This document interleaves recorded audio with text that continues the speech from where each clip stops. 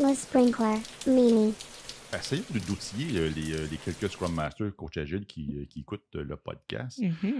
Quels sont les comportements, en anglais, on dit tattletale? C'est vraiment bilingue ce soir. Les petits comportements qui nous indiquent... qu'on observe. Qui est un indicateur potentiel là, d'un fixed mindset, soit chez un individu ou on pourra parler d'organisation plus tard, là, mais soit l'individu ou l'équipe dans son ensemble. Qu'est-ce que tu as observé comme... Puis tu t'es dit, on va tirer sur ce petit fil-là pour voir. Puis au bout, finalement, il n'y a rien.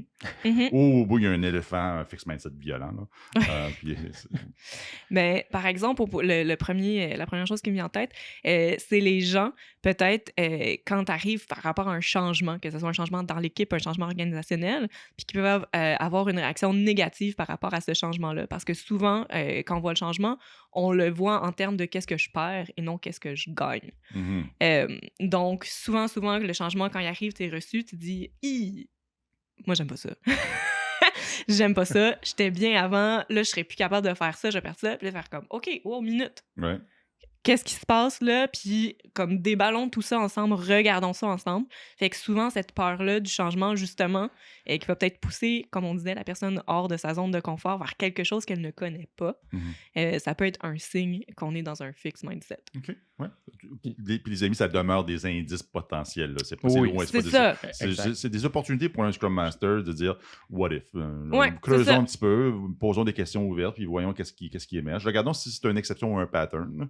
Hein? Il y a ça aussi. J'en ai deux qui m'ont popé, que j'ai le goût de vous soumettre. Dites-moi ce que vous en pensez. Le premier, c'est une définition de Ready to Sprint. Je suis très, très concret. Là. Définition de Ready to Sprint, là, longue comme le bras. Là, avant de commencer quoi que ce soit, là, je veux dire, les bits and bytes sont là. C'est micro-détails parce qu'il faudrait surtout pas qu'on se trompe et qu'on prenne un commitment de sprint là, ultra trop risqué là, parce qu'on veut le réussir. Ça pourrait être un indicateur. Ouais. Puis l'autre, c'est... avant de faire la review, là, on veut tellement que ce soit une démo et que ça soit parfait là, qu'on enregistre ça dans des vidéos toutes bien cannées pour que ce soit parfait parce qu'on veut minimiser le feedback négatif. C'est ça. Là. Tout, je veux dire, il y a une chorégraphie qui a été faite pré-review, ce qui est un peu contre-productif, là, mais qui fait en sorte que je veux surtout pas de feedback négatif parce que c'est négatif. Tu sais.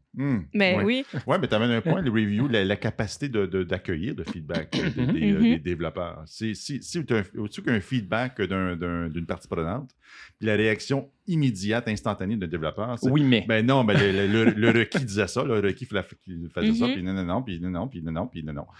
Au lieu de dire... Oh, nice! Je t'entends. Et puis, tu le verrais comment, toi, monsieur le client, madame la cliente. C'est ça. Fait que oui, cette capacité à recevoir le feedback-là, ce feedback-là, c'est vraiment un bon indicateur aussi.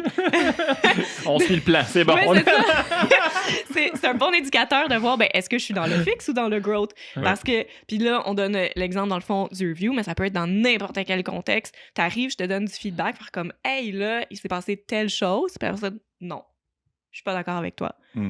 Prenez un moment, on prend un step back, accueillez, dans le fond, le commentaire que la personne vous donne. Vous avez le droit de ne pas être en accord. C'est correct. Ça ne veut pas dire qu'on est dans un fixed mindset si on est en désaccord.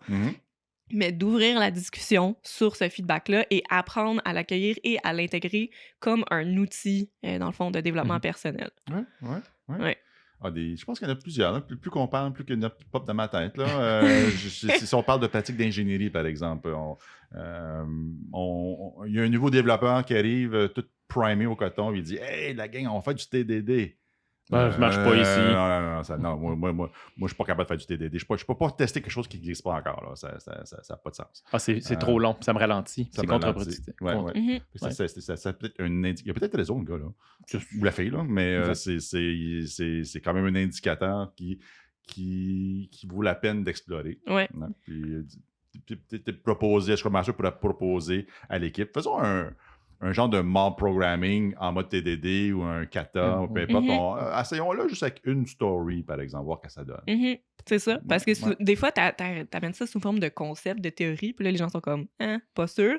Finalement, tu l'essayes en pratique, juste essayons voir. Puis essayons peut-être plus qu'une fois, parce qu'une fois n'est pas garante de si ça va fonctionner ou pas. Fait que donnons-nous la chance de l'essayer comme il faut, puis après, voyons le feedback par rapport à toute cette expérience-là. Le manque de transparence dans un daily scrum. Donc, dire voici camoufler les échecs. Voici ce que je prévois faire. Voici la façon que je pense m'y prendre aujourd'hui. Qu'est-ce que vous en pensez? On ne le voit pas souvent, ça. Non. Mais je pense que c'est un indicateur de growth mindset de faire ça. Je prévois utiliser l'approche Percolator Matrix. As-tu pensé au bushing caliper? Ah oui, bushing caliper. Oui, c'est bon. Fait que Et le contraire, c'est peut-être un indicateur d'un fixed mindset.